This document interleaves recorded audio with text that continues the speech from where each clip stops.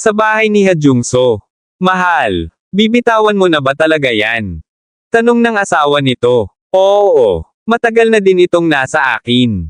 Sagot ni Hajungso. At pinindot ang code. Oras na para bitawan ko. Dagdag na sabi nito. Pangalawang kasawian ni CLA.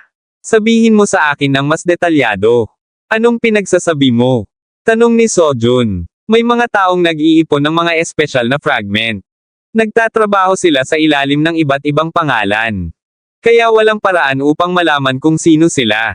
Mayroon silang isang layunin. Pagkatapos nilang tipunin ang lahat ng mga fragment, magdaraw sila ng isang ritual. At muling bubuhayin ang isang halimaw. Kaya nitong nakaraang buwan, nagpalipat-lipat ako para sirain ang mga fragment na iyon. Ito ay isang halimaw na may kaugnayan sa kanyang kasawian. May ideya ka kung ano ito?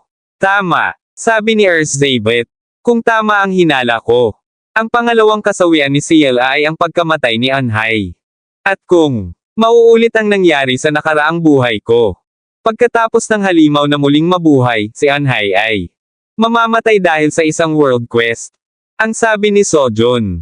Binabalaan kita. Pinakamainam para sa iyo na huwag sabihin ng malakas ang mga bagay tungkol sa hinaharap. Sabi ni Erzsébet. Ngunit ang mundo ay isang bagay na mangyayari sa mahabang paraan sa hinaharap. Muling sabi ni Sojun. Nabago na ang kinabukasan. Karaniwan. Ang unang kasawian ay dapat na nangyari 5 taon mula ngayon. Ngunit sa halip, nangyari ito noong 1 buwan. Muling sabi ni Erzsébet. Ito ay masama. Ang mga bagay ay nangyayari ng mas mabilis kaysa sa inaasahan ko. Ang World Quest. Tinatawag itong quest. Pero sa totoo lang, mas malapit ito sa natural na kalamidad. Kasi bago ako mag-regress, nung World Quest, gumuho ang isang buong lungsod sa China. Sa oras na iyon, ang mga kakayahan ng hunters ay nag-level up na. Ngunit sa ngayon, kung saan hindi pa na-update ang malakihang personal na sistema. Kung mangyari ang quest na iyon, walang paraan upang mabawasan ang pinsala. Kailangan nating pigilan ito, sabi ni Sojun. Tama. Kukunin muna natin ang mga pangunahing fragment. At pagkatapos ay sirain ang mga ito. Isa sa mga fragment ay nasa Korea. Ito ay magiging isang item sa Soul Hunter auction ngayong gabi. Iyon ang ating layunin. Ang sabi ni Erzsébet, kung sa auction ito, mabibili na natin. Sabi naman ni Sojun, hindi. Ikaw ang magiging target, kaya kailangan mong kunin ito. Muling sabi ni Erzsébet, aha, kung susumahin. Gusto mong nakawin ko ito. Sabi ni Sojun. Napakadaming tao na dumalo sa Hunter Auction. May 2 tao sa itaas. Isang VIP seat. Hindi na masama. Sabi ni Suyen. Teka, hindi ba ikaw si Song Suyanim? Tanong ng lalaking katabi nito. Sino ka ba? Tanong ni Suyen. O di pa tayo nagkikita di ba? Ako si Kim Mumyong. Nagpapatakbo ako ng isang katamtamang negosyo. Sagot ni Mumyong. Isang katamtamang negosyo. Muling tanong ni Suyen. Oo. At isang karangalan na makilala ka sa ganitong lugar. Ano ang nagdala sa iyo dito sa auction? Tanong ni Mumyong. Dumating ako upang makita kung mayroong anumang magagandang artifact. Sagot ni Suyen. Aha, ganoon pala. Kung gayon ang aking negosyo ay maaaring mag-sponsor sa kanila para sa iyo sa murang halaga. Sabi ni Mumyong. Tatanggi ako. Sabi naman ni Suyen. Nagtataka si Suyen kung sino ito. Ngunit isa itong negosyante na hindi alam ang lugar niya. Walang paraan na ang bottom feeder na tulad nito ay magkakaroon ng mga artifact na gusto niya. Ang auction ay magsisimula sa isang sandali. Kaya hinihiling ko sa lahat na umupo sa kanilang mga upuan. Ang sabi ng tagapagsalita. Teka, isa siyang bottom feeder na hindi ko pa naririnig. Pero sa VIP area siya nakaupo. Paano ito nangyari? Napapaisip na sabi ni Suyen. Sa rooftop ay may 2 lalaking nagbabantay. Sina Sojun at Master ay naghihintay ng tiyempo. Ayos. Ang rooftop ay may mas kaunting bantay kaysa sa bungad na pintuan. Kung gayon ano ang dapat kong gawin? Pipigilan ko ba sila gamit ang aking lakas? Hindi. Lahat ng security guard dito ay parang mga hunter. Hindi ibunyag ang aking pagkakakilanlan ang pinakamahalagang bagay para sa gabing ito. Habang ang mga security guard ay nagtitingin sa ibang parte. Papasok ako sa oras na iyon. Aniya ni Sojun sa sarili. Tumunog ang hawak na telepono ng gwardya.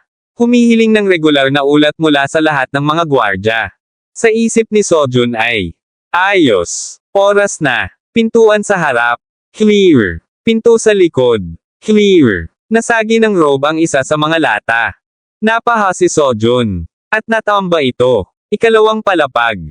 Clear. Rooftop. Clear. Naputol ang sinasabi ng lalaki nang marinig ang ingay na dulot ng pagpatak ng lata. Rooftop.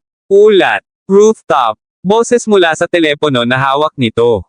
Naku hindi. Kinakabahang sabi ni Sojun. Humawak ang lalaki sa pader. At sumilip. Napaha ito. At nagngiyaw ang pusa.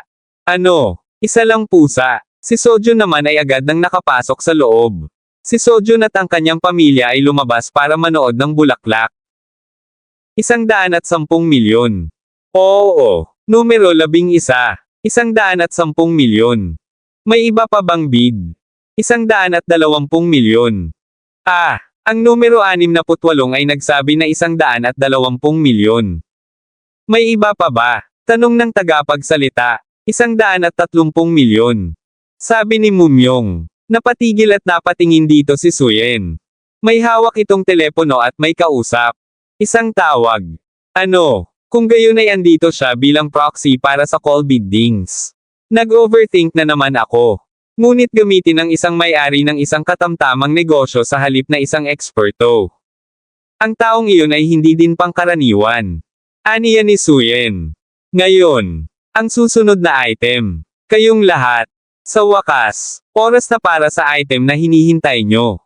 Maaari mong sabihin na ang item na ito ay ang pangunahing kaganapan para sa araw na ito. Sige, huwag kayong mabibigla, ang sabi ng tagapagsalita.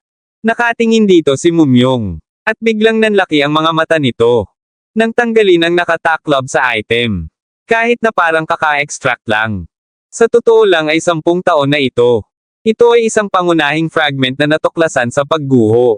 10 taon na ang nakalipas. Muling sabi ng tagapagsalita. Nako, sabi ng lalaki. Iyon ang pangunahing fragment mula sa pagguho na narinig ko. Sabi naman ng lalaking katabi nito. Ang pagguho. Ang tinutukoy ba nila ay ang unang crack na nangyari 10 taon na ang nakakaraan? 10 taon na ang lumipas. Ngunit isipin na maraming mana pa rin ang maiimbak sa loob nito. Hindi yun pangkaraniwan na core fragment. Ito ay magiging isang medyo matindi. Aniya ni Suyen. At nagsimula na ang bid. 3.92 bilyon. Bid ng lalaking may hawak ng numerong 101. 4 na bilyon. Bid ng lalaking may hawak ng numerong 79. At tuloy-tuloy ang pagtaas ng bid para sa core fragment. 4.05 bilyon. 4.09 bilyon. Itinaas ni Mumyong ang hawak niyang numero na 113. 8 bilyon. Sabi nito. Ano? Hindi makapaniwalang sabi ng tagapagsalita. Gulat at hindi din makapaniwala si Suyen. Maging ang ibang tao na nadoon. 8 bilyon. Kahit na bihirang bagay ito. Iyon ay presyo na ng isang gusali.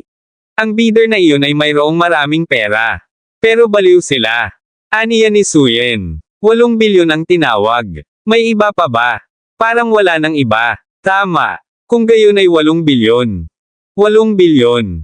Ito ay naibenta. Sabi ng tagapagsalita. Biglang dumilim. Ano? Isang blackout. Magmadali at buksan ang ilaw. Sobrang dilim. Wala akong makita. Gamit ni Sojun ang Night Snowflake. Nasa itaas sila ni Earthsabet at ng Robe.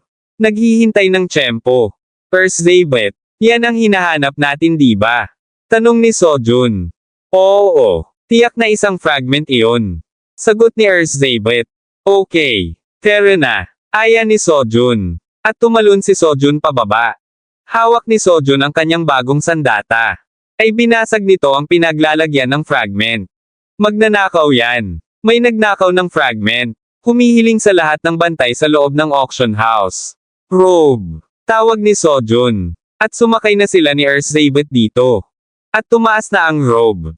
Patungo sa ikalawang palapag. Ayos. Makakatakas ako sa ikalawang palapag ng auction house.